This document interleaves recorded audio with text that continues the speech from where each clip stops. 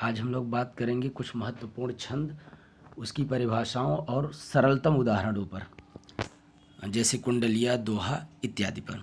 तो सबसे पहले हम लोग पॉइंट आउट करेंगे बच्चों, किसको? तो सबसे पहले पॉइंट आउट करेंगे कुंडलिया को। यह एक विषम मात्रिक छंद है। यह दोहा तथा रोला से मिलकर बना होता है। प्रत्येक चरण में 24 मात्राएं होती हैं। जिस शब्द से शुरू होता है उसी से इसकी समाप्ति होती है, इसकी विशेष पहचान है। आप इस पर थोड़ा फोकस करेंगे। यह जिस शब्द से शुरू होता है उसी से इसकी समाप्ति होती है, इसकी विशेष पहचान है। जहाँ तक इसके उदाहरण की बात होती है तो सबसे महत्वपूर्ण ये है कि इसके उदाहरण सरल याद किए जाएं, क्योंकि ज़्यादा से ज़्यादा कंटेंट इसके जो मिलेंगे आपको उदाहरण के तौर पर, वो कठिन शब्दावली वाले ही उदाहरण हैं। तो हमने प्रयास किया है कि ऐसे उदाहरणों का चयन किया जाए जो आसान हो और आप जिसे आसानी से याद कर सकें। कुंडलिया के उदाहरण ऑब्वियसली थोड़े बड़े तो होंगे ही, लेकिन अगर वो सरल शब्दों में होंगे तो आप आसानी से उन्हें याद कर सकते हैं। ये एक फ़ायदा होगा इसके पीछे। आइए ध्यान से इसके उदाहरण को देखते हैं। बिना विचारे जो करे सो पाछे पछताए, काम बिगारो आपनो जग में होत हसाए, जग में होत हसाए चित में चैन न आवे, खान पान सम्मान राग रंग मनहि न भावे, कह गिरधर कविराय दुख कहू तरत न तारे, खरकत है जिय माहि कियो जो बिना विचारे।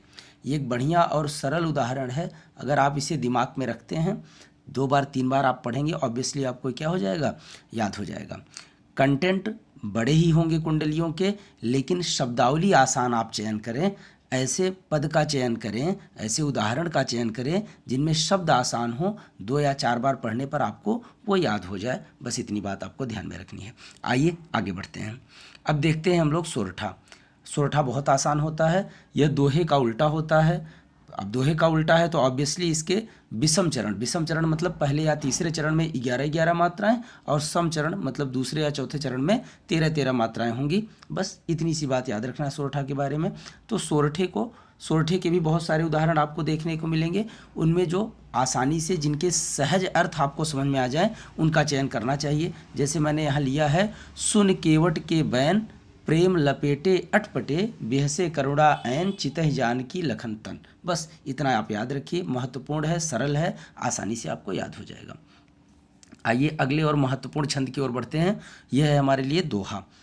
दोहा में 4 चरण होते हैं, बचपन से आप पढ़ते आए हैं। प्रथम तथा तृतीय में 13-13 तथा द्वितीय एवं चतुर्थ में 11 मात्राएं होती हैं। उदाहरण कोई भी आप याद रख सकते हैं। बहुत सारे आपको दोहा पहले से भी याद होंगे, फिर भी मैंने एक सरलतम उदाहरण का चयन किया है। जैसे बड़ा हुआ तो क्या हुआ, जैसे पेड़ खजूर, पंथी को छाया नहीं, फल लागे अति दूर। ये भी एक सरल उदाहरण है, आप आसानी से इसे याद रख सकते हैं।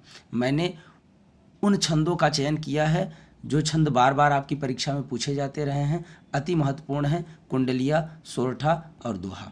बने रहिए, लगातार हम लोग महत्वपूर्ण बिंदुओं के साथ मिलते रहेंगे। नमस्कार।